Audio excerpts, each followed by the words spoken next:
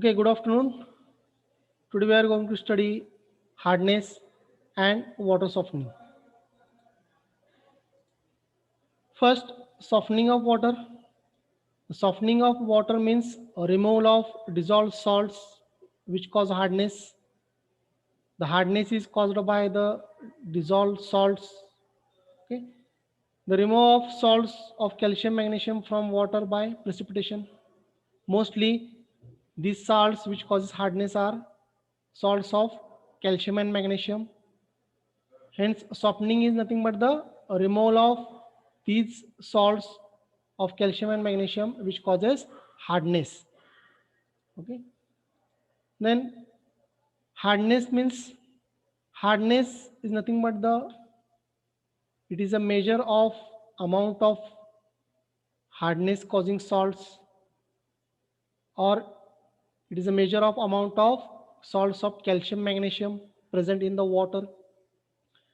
When this amount is high, it's cause hardness. Hence, hardness is nothing but the hard water in high dissolved mineral of calcium and magnesium in water. Okay. Then again, it is called as a soap consuming capacity, because in hard water, okay, there is no soap action. Okay, the soap cannot shows cleansing action in hard water. There is requirement. It is soft. Then hardness is measured in ppm. Here is a unit for hardness. ppm means milliequivalent per liter, or it is also called as a mg per liter. Okay, means parts per million. Here 1 milliequivalent is equal to 50 milligram of calcium carbonate per liter. Calcium carbonate, it is a standard, it is a common salt which is present in water, which having 100 as a molecular weight and 50 as a equivalent weight.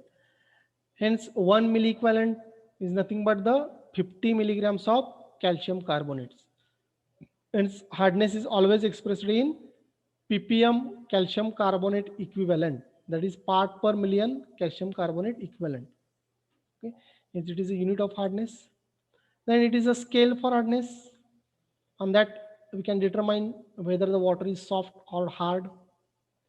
When the hardness is less than 17.1 ppm or less than 1 grain per gallon, it is called as soft water, or we can use for industrial and domestic purposes. Here it shows grain per gallon, and here it is expressed in ppm. When there is a 1 to 3.5 grains per gallon, it means 17.1 to 60 ppm of hardness. It is slightly hard. When it is in between 3.5 to 7 grains per gallon or 60 to 120 ppm, it is called as moderately hard. When it is between 7 to 10.5 grain per gallon, that is in between 120 to 180 ppm, it is called as hard water. And when it excess or exceeds the value of 10.5 grains per gallon, that is 180 ppm, it is called as hard water. Okay, or it is a like a stone, it is called as like a stone. We cannot use this water for industrial, domestic, as well as any other purposes, because it containing huge amount of dissolved salts of calcium and magnesium.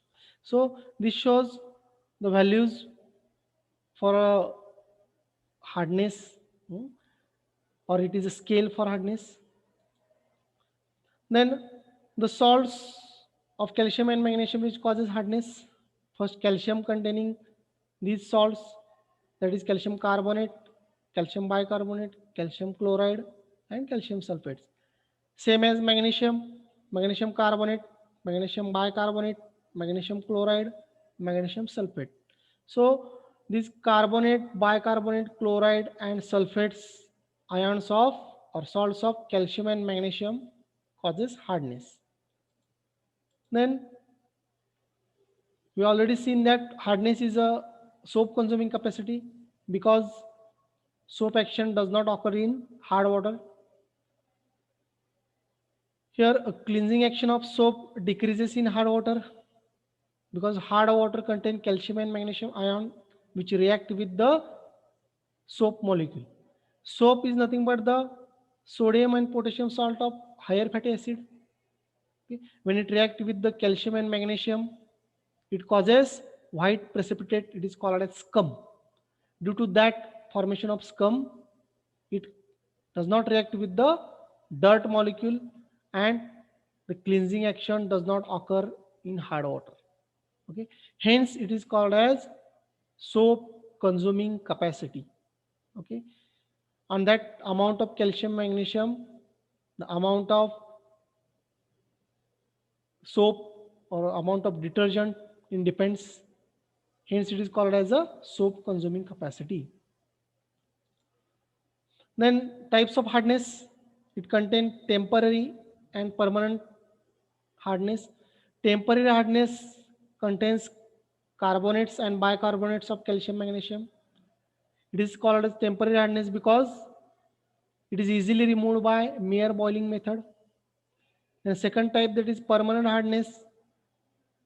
The hardness caused by non-carbonate salts means it is caused by chloride and sulfates of calcium magnesium.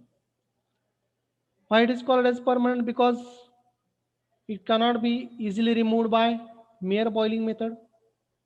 It can be removed by chemical treatments. Various chemicals treatments are used to remove the permanent hardness. Hence, these two types, that is temporary and permanent hardness. Okay. Then to remove the temporary as well as permanent hardness, we can use various softening methods. Few methods here we listed here. First, that is a lime soda method. Lime soda method, it containing two types, hot lime soda and cold lime soda method. Lime soda, it is a chemicals which is used to remove the hardness. It reacts with the hardness causing salt. It precipitates these salts, and after filtration we get soft water. Hence, lime soda method is used for the water softening. Then second method, that is ion exchange method.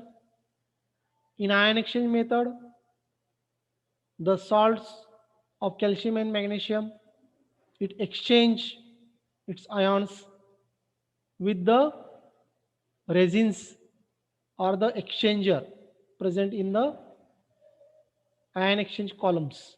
Okay. In this method, the exchange of ion takes place, both cations and anions, and water gets softened. Okay. Then third method, that is demineralization.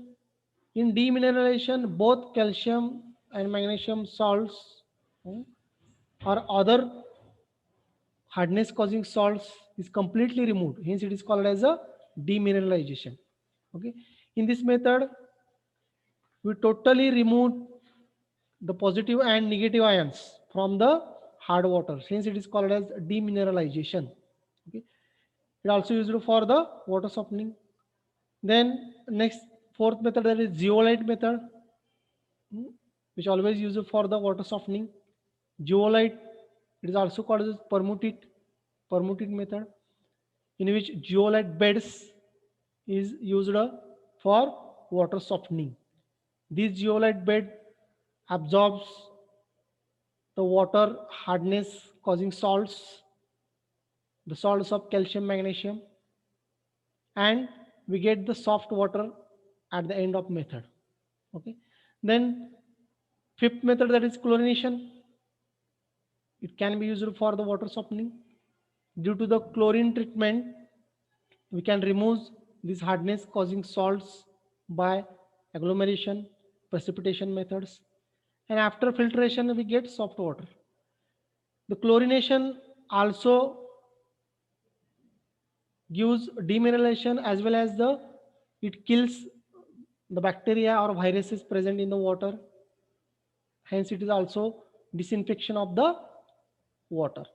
So These few methods I listed here, which is used for the water softening methods. Okay, so these are the important points which is studied for the water softening or hardness determination. Okay, thank you.